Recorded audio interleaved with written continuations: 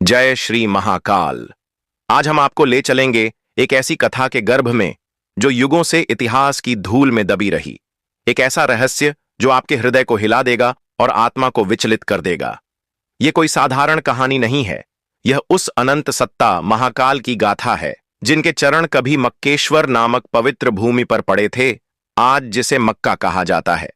बात उस काल की है जब धरती पर धर्म का सूरज चमकता था। त्रेता युग की रश्मियों से पूरी पृथ्वी आलोकित थी। उस समय अरब की भूमि रेगिस्तान नहीं, बल्कि हरे भरे उपवनों से भरपूर एक रमणीय क्षेत्र हुआ करता था। वहीं पर स्थित था मक्केश्वर महादेव का मंदिर। मक्केश्वर यानी मोक्ष देने वाले ईश्वर। यह नाम संस्कृत के मोक्ष प्लस ईश्वर से बना।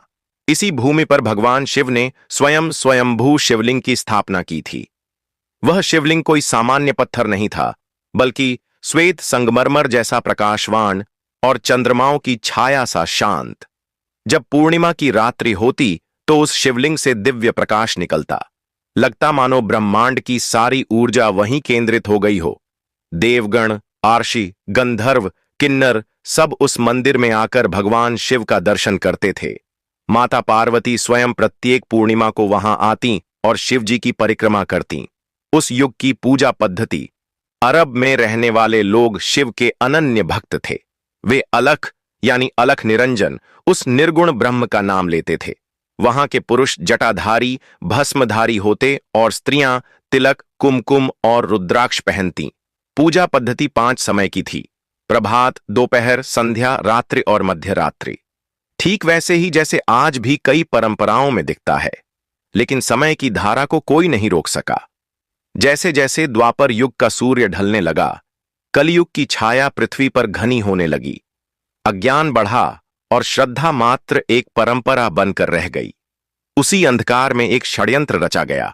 कुछ लोभी और अहंकारी लोगों ने सोचा कि अगर शिवलिंग को छुपा दिया जाए तो उसकी शक्ति उनके अधीन हो जाएगी। और फिर वह काली रात आई, अमावस्या की रात, जब आकाश भी मौन था। कुछ लोग चुपके से मंदिर में घुसे और शिवलिंग के चारों ओर काले पत्थरों से एक दीवार खड़ी कर दी। जब उन्होंने पहला पत्थर रखा, धरती कांपी।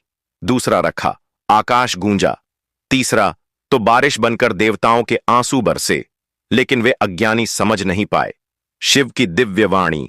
जब शिवलिंग पूरी तरह छुपा दिया गया, तभी आकाशवाणी हुई, हे मूढ़ों, तुमने मुझे नहीं, स्वयं को मुझसे दूर किया है। मैं यहां से नहीं जाऊंगा। मैं प्रतीक्षा करूंगा उस समय की जब तुम दोबारा मुझे पहचानोगे। महादेव के आंसू गिर पड़े और जिन पत्थरों पर वे गिरे वे काले हो गए। वही पत्थर आज हजरे अस्वद के नाम से पूजित है। शिवजी की क्षमा और पार्वती का वियोग। पार्वती को इस कैद की बात पता चली। उनका हृदय टूट गया। रोते हुए बोली, हे प्रभु, क्या मैं अब आपके दर्शन नहीं कर सकूंगी? शिव मुस्कुराए, प्रिय गौरी, अब मैं गुप्त रूप में रहूंगा। जो भी भक्त सच्चे मन से मुझे पुकारेगा, मैं उसी के भीतर प्रकट हो जाऊंगा। और तब से शिव और शक्ति दोनों गुप्त रूप से वहां विद्यमान हैं। विज्ञान और दिव्यता का मिलन। वर्तमान वैज्ञानिक शोध भी यह सिद्ध कर चुके हैं कि हजरे अस्वद, वह काला पत्थर, पृथ्वी का नहीं है। उसमें ऐसे तत्व हैं जो आम पत्थरों में नहीं मिलते। वह दिव्य ऊर्जा से बना है, जैसे देवताओं के काल का कोई प्रतीक। गुरु नानक जी का संकेत। जब गुरु नानक देव वहां पहुंचे तो उन्होंने उस स्थान की दिव्यता को समझा। जब उनसे पूछा गया कि उन्होंने पांव किस दिशा में किए, तो उन्होंने कहा, जिस दिशा में परमात्मा नहीं है वह बताओ, मैं उधर नहीं करूंगा। यह संदेश था कि परमात्मा सर्वत्र है। शिव मक्का में भी हैं। पुनः जागरण का संदेश। आज भी वहां 7 बार परिक्रमा की जाती है। आज भी लोग श्वेत वस्त्र पहनते हैं, सिर झुकाकर प्रार्थना करते हैं। क्या यह केवल संयोग है? नहीं, यह पुरानी स्मृति का संकेत है कि मक्केश्वर आज भी वहां है। निष्कर्ष, भगवान शिव किसी एक धर्म, जाति या संप्रदाय के नहीं हैं। वे मानवता के प्रतीक हैं, करुणा, प्रेम और शांति के स्रोत। और वह दिन आएगा जब सारी दुनिया स्वीकार करेगी कि सभी धर्मों की जड़ें एक ही ब्रह्म तक जाती हैं। फिर से मक्केश्वर का उद्घाटन होगा। फिर से माता पार्वती वहां आएंगी और फिर समस्त ब्रह्मांड खुशी में झूमेगा।